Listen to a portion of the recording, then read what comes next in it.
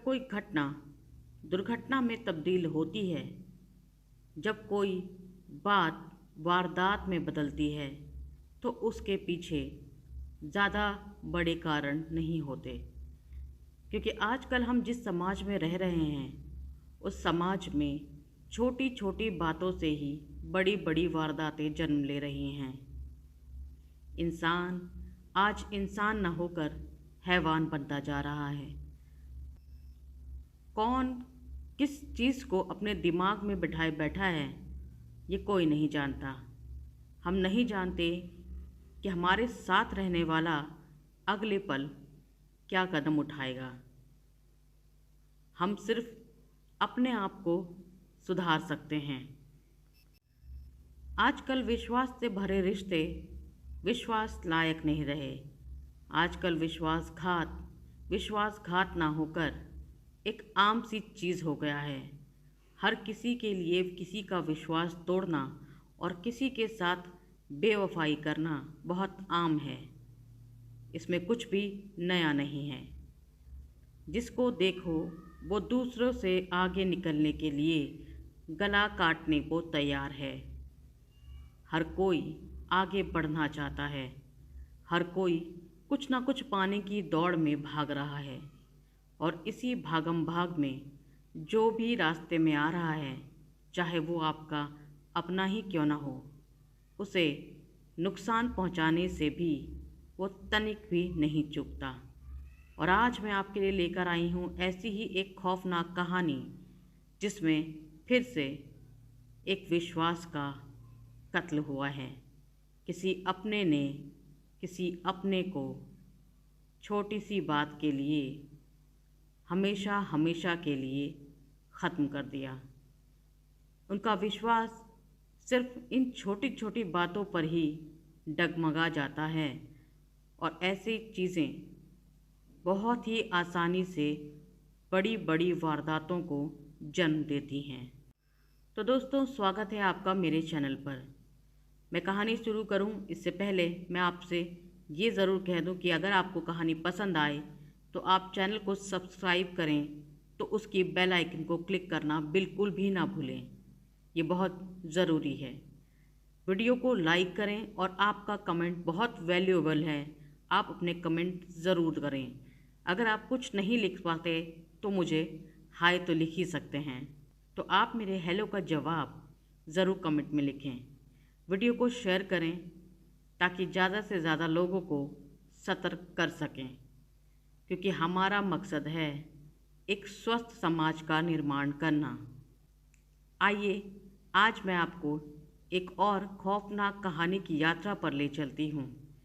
एक और विश्वासघात की कहानी सुनाती हूँ। आज से करीब 5 साल पहले की बात है।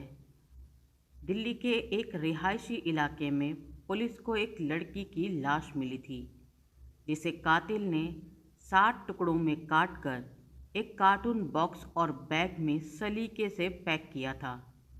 लाश के टुकड़ों से साफ पता चल रहा था कि वो लाश किसी लड़की की थी, लेकिन शुरुआती छानबीन में ना तो मरने वाली की कोई पहचान पता चली और ना ही कातिलों का कोई सुराग ही मिला।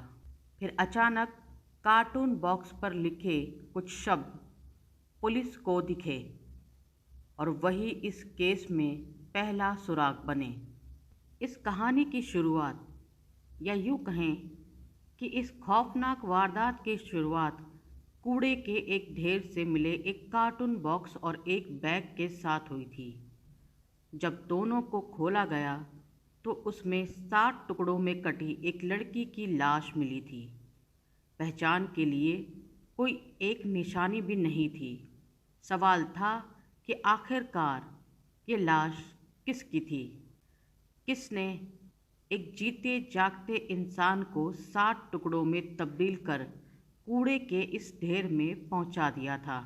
तारीख 21 जून 2018, समय सुबह 8:30 बजे, दिल्ली। सरिता विहार जैसे घने रिहायशी इलाके से सटे एक कूड़ा घर में लोगों की निगाह दो ऐसी चीज़ों पर पड़ी जो आम तौर पर कचरे के ढेर में नहीं होती है। ये थी एक बड़ा सा बैग और बैग के पास एक पैक्ड कार्टून बॉक्स। लेकिन सिर्फ इन दो चीज़ों ने लोगों का ध्यान अपनी ओर नहीं खींचा, बल्कि इनसे आती बदबू से भी लोग परेशान थे। लोगों का माथा ठनका और उन्होंने पुलिस को इत्तला दी। अगले चंद मिनटों में दिल्ली पुलिस मौका वारदात पर जा पहुंची, लेकिन बैग और बॉक्स को खंगालते ही पुलिस वालों के कदम ठिठक गए। उस कार्टून बॉक्स में एक लड़की की लाश थी, वो भी 7 अलग अलग टुकड़ों में। हाथ, पैर, सिर, गर्दन सब अलग अलग था। पुलिस ने लाश बरामद की और उसे पोस्टमार्टम के लिए भेज दिया।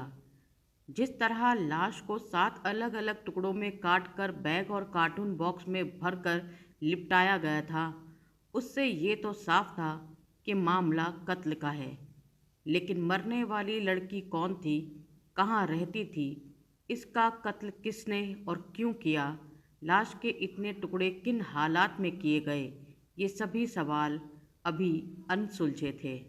पुलिस को इन सारे सवालों के जवाब जानने और कातिल तक पहुंचने के लिए सबसे पहले मरने वाले लड़की की पहचान करनी थी। लेकिन दिक्कत ये थी कि आसपास के लोगों से पूछताछ करने और बैग और कार्टून की पूरी कहानी बताने के बावजूद मरने वाली लड़की की शिनाख्त नहीं हो पाई थी। कोई उसे पहचान नहीं पाया था। यहाँ तक कि लड़की ने जो कपड़े पहने थे, पुलिस ने आसपास के लोगों को वो कपड़े भी दिखाए, लेकिन कहीं कोई सुराग नहीं मिला। आसपास के इलाकों के सारे गुमशुदा लोगों की लिस्ट निकाली गई, लेकिन कुछ पता नहीं चला। इस कोशिश में कई और दिन निकल गए। इसी बीच छानबीन के दौरान पुलिस की नज़र एक ऐसी चीज़ पर पड़ी जिससे उसे उम्मीद होने लगी कि शायद इससे मरने वाली का कोई सुराग मिल जाए। कातिलों ने जिस कार्टून बॉक्स में लाश के टुकड़े भरकर फेंके थे, उस पर एक कुरियर कंपनी का पता लिखा था।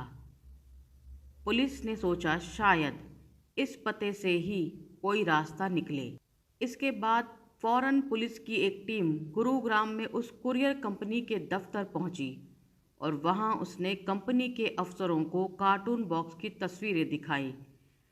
इत्तेफाक से कुरियर वाले ने बॉक्स की पहचान कर ली और बताया कि इस तरह के बड़े बॉक्स में उनके एक कस्टमर ने यूएई से पार्सल बुक करवाया था। कस्टमर का नाम था जावेद अख्तर। अब पुलिस कुरियर वाले के बताए पते पर सीधे जावेद अख्तर के घर अलीगढ़ पहुंची। अलीगढ़ के पते पर जावेद पुलिस को मिल भी गया और उसने उस कार्टून बॉक्स की पहचान भी कर ली।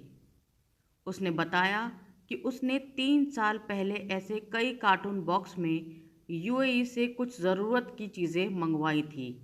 इनमें से कुछ बॉक्स जहां उसने अपनी नौकरानी को दिए थे, वहीं कुछ बॉक्स दिल्ली के शाहीन बाग वाले घर में रखवाए थे।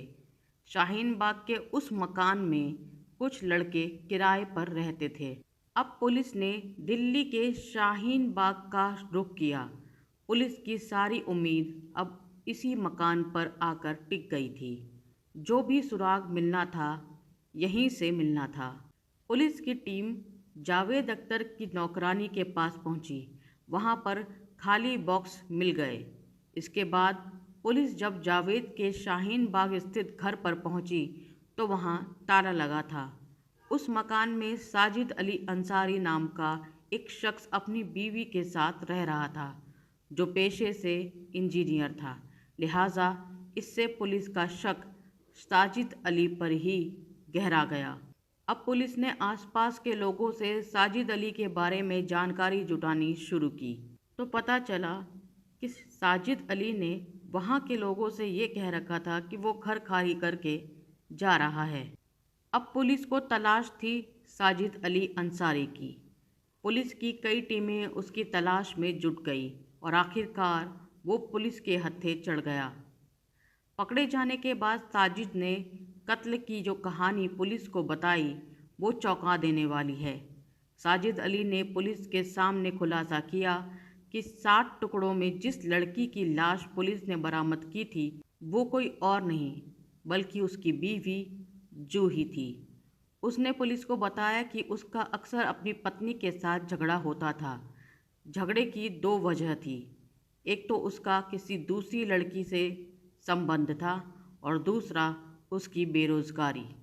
घर में होने वाले रोज रोज के झगड़े से साजिद तंग आ चुका था।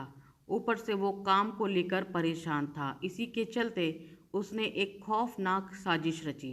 प्लान के तहत उसने 20 से 21 जून की रात को अपनी पत्नी की गला दबाकर हत्या कर दी। अब घर में जूही की लाश पड़ी थी, मगर सवाल ये था कि लाश को कैसे और कहाँ ठिकाने लगाया जाए। कुछ देर सोचने के बाद साजिद ने अपने भाई इश्तियाक को फ़ोन करके अपने पास बुलाया और उसे सारी कहानी सुनाई। इसके बाद दोनों ने लाश को ठिकाने लगाने की एक खूनी तरकीब निकाली। उन दोनों भाइयों ने साथ मिलकर जूही की लाश के 60 टुकड़े कर डाले। उसके जिस्म को अलग अलग टुकड़ों में काटकर पॉलीथीन में पैक कर दिया।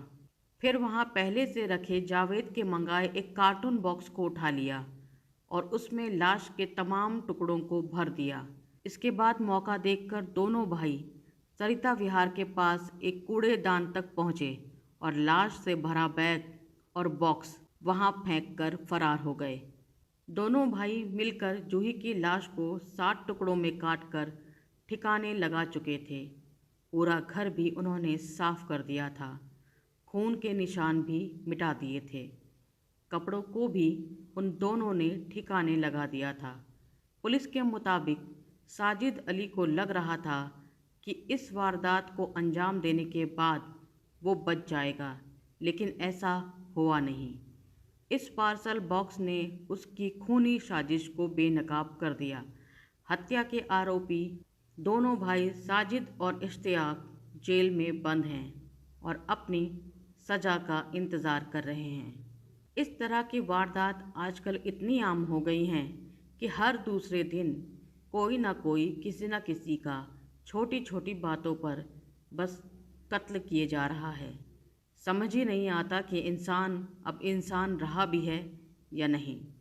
अगर आपको कहानी पसंद आई हो तो चैनल को सब्सक्राइब ज़रूर करें और साथ में बेल आइकन को क्लिक करना बिल्कुल मत भूलिए। और अगर आप हमारी कहानी फेसबुक पर सुन रहे हैं तो प्लीज़ हमारे पेज को फॉलो ज़रूर करें। साथ ही यहाँ पर भी बेल आइकन को क्लिक ज़रूर करें ताकि आपको नोटिफिकेशन ज़रूर मिलते रहें। मिलती हूँ अगले केस में, तब तक के लिए बाय बाय।